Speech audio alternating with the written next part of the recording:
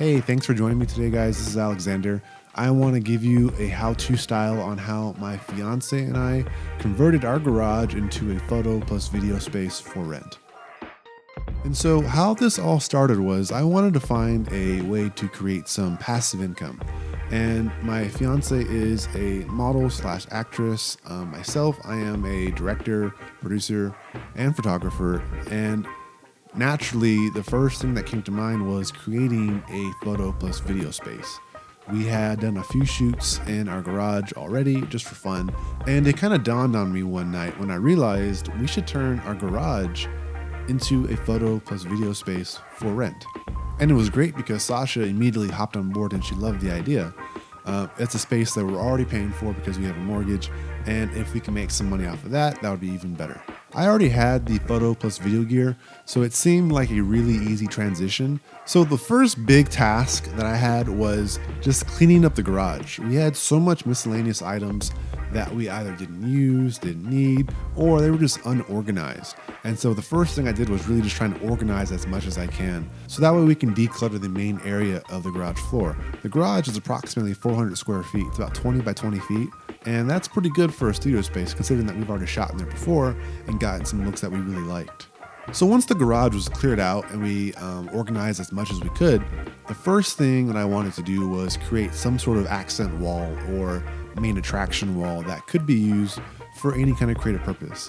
And eventually what that came to be was just me painting one of our main walls in the garage black. We used a matte black paint to try and avoid some reflections that people might get from using their lights or whatever. And we really loved the turnout of it. A lot of the other things that we included in the studio, we already had, surprisingly. We already had an industrial shelf, and it kind of worked out because you can customize it to be whatever layout you want, whether you want it as one big shelf or you can half it and do two half shelves side by side. The next big thing is that we have two large industrial shelves that we just use for storage. Because it is a garage and we do need to use some of it for, our garage things that we store in there.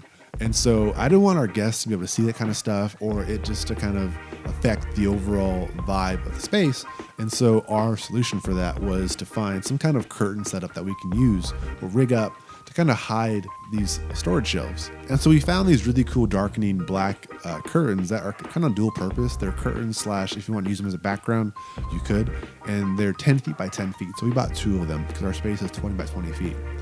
And what I did was I ran a metal wire line wall to wall with anchor bolts. And we obviously used them into studs, so that way they're very rock solid.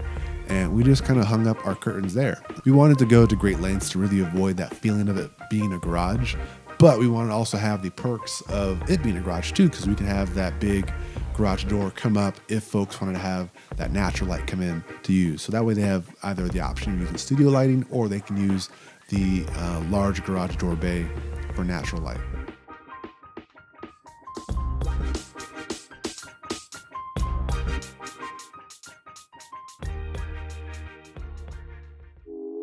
One of the next big hurdles was rigging this backdrop support to our ceiling. We wanted our guests to be able to have seamless backdrops, but we also wanted to keep in mind the space and size of our garage. And so one of the solutions that I found was this Neewer backdrop setup that I found on Amazon. And essentially you can either rig this thing to a wall vertically or you can rig it to your ceiling directly. And what worked for us was putting it on the ceiling directly. And we just found some studs. We used a stud finder and that's how we mounted it, and it's very rock solid. Currently we have a pink backdrop and a white seamless up there, but we also have options for blue and a green screen separate. To be honest, in total, I think I only really spent about $300 for this conversion, but keep in mind that's because I had a lot of the stuff already.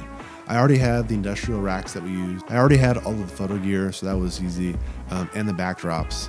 I think the only things that I did buy were anchor bolts, certain hooks, wire, also our backdrop supports for the ceiling. And so for someone who doesn't have these things already, I can easily see this build being somewhere between $1,000 to $1,500.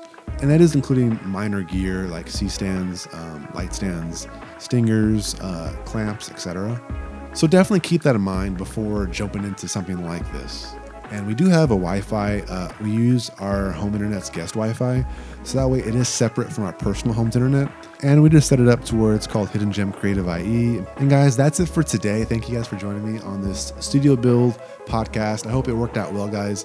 Please let me know what your thoughts are in the comments below. I would love to hear your feedback. If you have any suggestions, that would be great, guys. And if you guys want to book this space, we are on Sharegrid and Peerspace. We are located in Chino, so be sure to search in those areas. We are called Hidden Gem Creative IE, and we'd love to see you guys in our studio.